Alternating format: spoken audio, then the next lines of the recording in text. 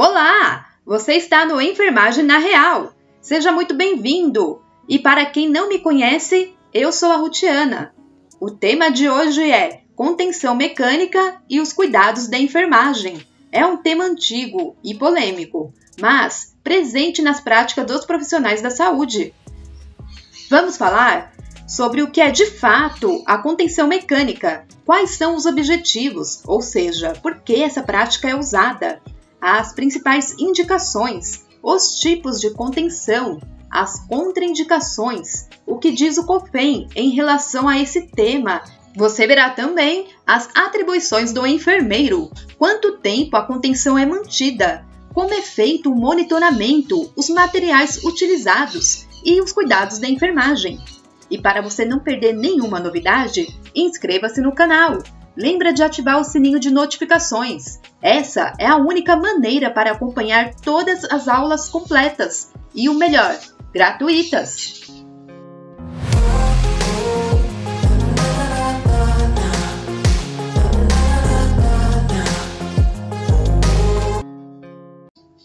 Definição: contenção mecânica de pacientes. É a limitação da movimentação física de pacientes no leito. Isso ocorre com a aplicação de medidas de contenção mecânica. Essa conduta precisa ter indicação técnica e ética para que a ação não cause danos ao paciente. A contenção mecânica é um tema antigo. Foi muito utilizada em hospitais psiquiátricos, instituições conhecidas como manicômio ou hospício. Na época, a camisa de força foi um instrumento muito utilizado em pessoas com transtornos mentais. Ao decorrer dos anos, surgiu o movimento da reforma psiquiátrica brasileira e a lei antimanicomial. Nessa lei, fala sobre a proteção e os direitos das pessoas portadoras de transtornos mentais e fala também sobre o modelo assistencial em saúde mental. Essa parte da saúde mental é um tema para outra aula. O foco hoje é a contenção mecânica. Quais são os objetivos? Por que fazer a contenção mecânica? Primeiramente, para evitar danos à integridade física do paciente, dos profissionais de saúde e dos materiais hospitalares. Outro objetivo é reduzir risco de queda do leito. Reduzir o risco de retirada de sondas, catéteres, drenos e curativos, além de possibilitar a realização de procedimentos e exames. A contenção mecânica é indicada para pacientes desorientados ou agitados não colaborativos. Também para pacientes com rebaixamento do nível de consciência em pós-operatório. Então é importante observar os pacientes que ficam na recuperação pós-anestésica, pois o paciente sonolento tem risco de queda. Outra indicação é os casos de pacientes com transtornos mentais agressivos. Agora, uma questão importante: a contenção mecânica é para todos os casos de pacientes agitados ou confusos? A resposta é não. Não é para todos os casos. Cada paciente deve ser avaliado caso a caso. A contenção mecânica só é indicada quando for o único meio disponível para prevenir dano imediato ou iminente ao paciente e aos demais. Ou seja, é uma forma de prezar pela segurança dos pacientes e da equipe de saúde. Vejamos os tipos de contenção. Lembrando que a contenção mecânica deve ser a última alternativa para conter o paciente não colaborativo ou com alguma daquelas indicações que já falamos. Então, o enfermeiro e a equipe multiprofissional, antes de fazer a contenção mecânica, deve avaliar outras medidas de contenção. A primeira medida é o diálogo ou a mudança do ambiente. Dialogar é conversar com o paciente, explicar a importância daquele procedimento. Em relação ao ambiente, é importante retirar objetos ou aparelhos que possam ser quebrados ou até mesmo usados como armas. A segunda alternativa de contenção é a contenção química, por exemplo, a administração de sedativos, sempre com a prescrição médica e outras formas terapêuticas. A terceira alternativa é a contenção física, que é a imobilização do paciente por várias pessoas. É utilizado técnicas manuais para limitar o paciente, se ele oferecer perigo para si e para terceiros. Mas atenção! Enforcamento e chave de braço não são medidas terapêuticas. Utilizar a violência é crime, lesão corporal. Por isso, o profissional da saúde precisa estar devidamente capacitado para agir de forma técnica. Tem técnicas para imobilização física e mecânica. E a última alternativa é a contenção mecânica. A diferença entre contenção física e mecânica é que na contenção física é utilizado técnicas de imobilização do paciente por várias pessoas. Já na contenção mecânica, são utilizados instrumentos e materiais para a aplicação da contenção. O procedimento tem contraindicações, então é proibida a contenção mecânica de pacientes com propósito de disciplina, punição ou conveniência, tanto da equipe de saúde quanto da instituição. A contenção nunca pode ser aplicada se não tiver indicação técnica e ética. Sem indicação, pode causar danos físicos e psíquicos ao paciente. Por isso, é necessário indicações e objetivos para realizar esse procedimento.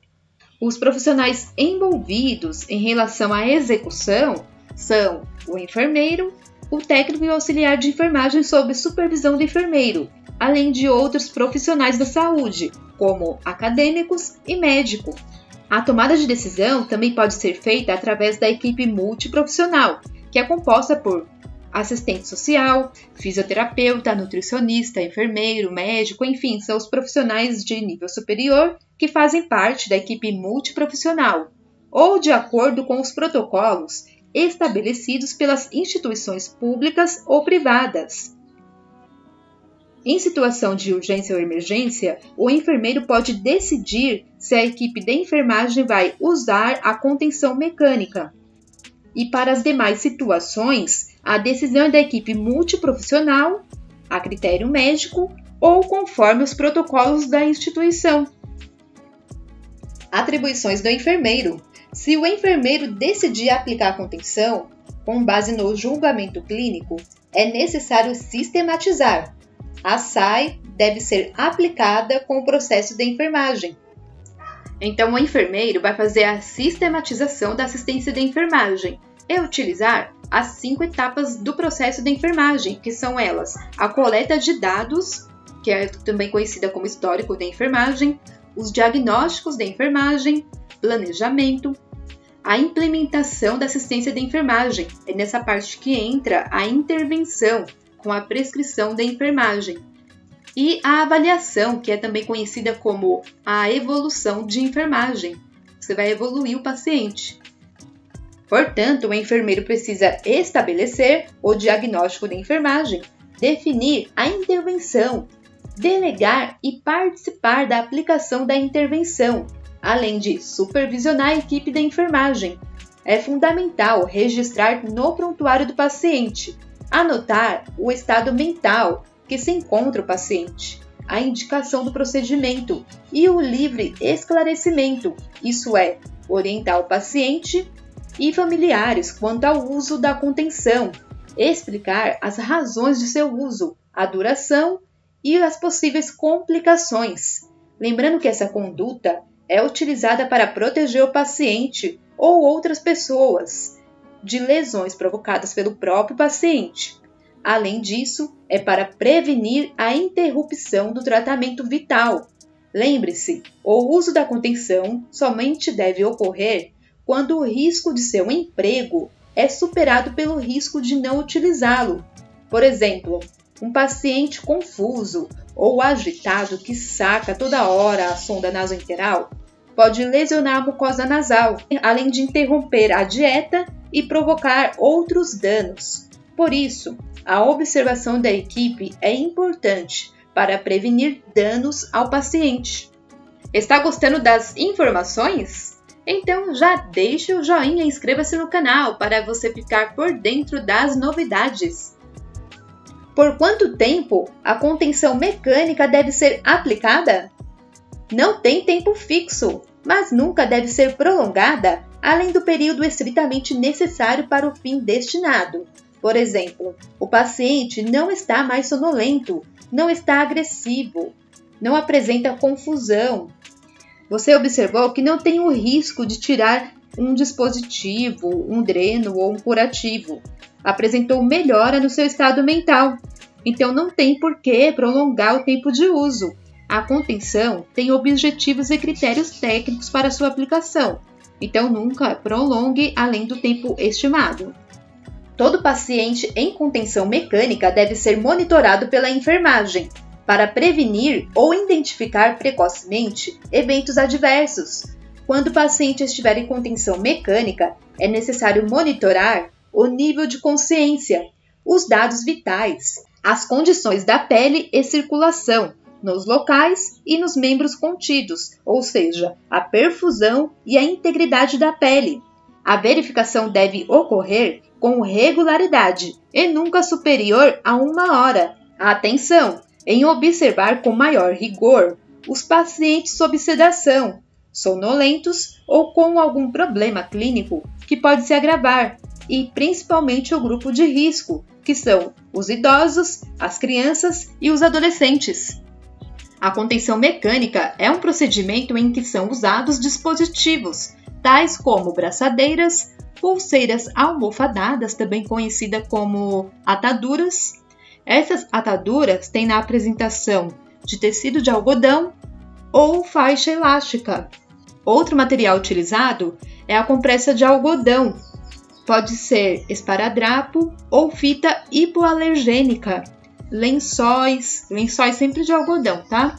E o material utilizado precisa manter a integridade da pele, isso é muito importante. O leito e a maca também são usados na contenção.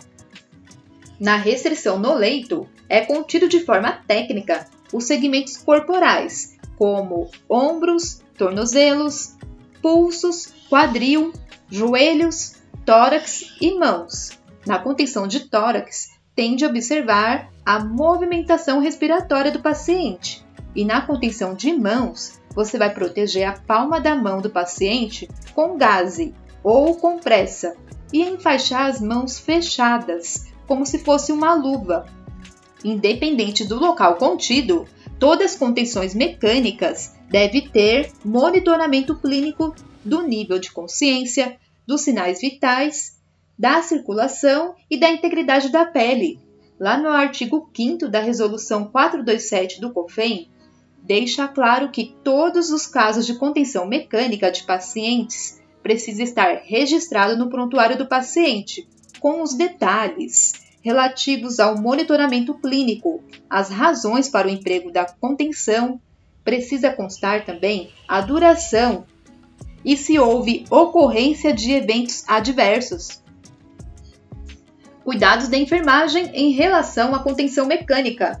Não utilizar atadura crepe, ou seja, faixa, menor de 10 centímetros, pois podem lesionar ou cortar a pele do paciente. Evite garrotear os membros para não prejudicar a perfusão, isso é, a circulação de sangue. Em caso de edema, lesão ou palidez, é preciso afrouxar a contenção.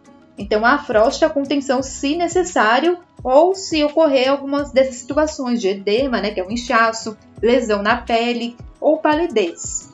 E a restrição deve ser trocada uma vez ao dia, após o banho, ou se estiver suja.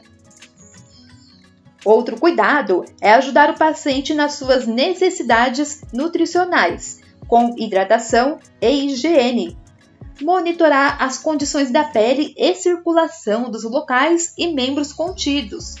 Aplicar loção ou creme hidratante se a pele estiver ressecada. A massagem de conforto e limpeza são essenciais. E retirar a restrição do paciente assim que possível, para não prolongar além do período necessário. As referências estão na descrição. Dê o joinha e inscreva-se no canal para não perder nenhuma aula. Se você gosta do conteúdo e quer contribuir com qualquer valor, a chave Pix está na tela. e nos comentários.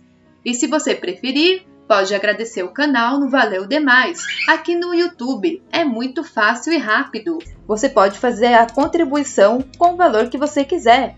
Até a próxima aula. Tchau!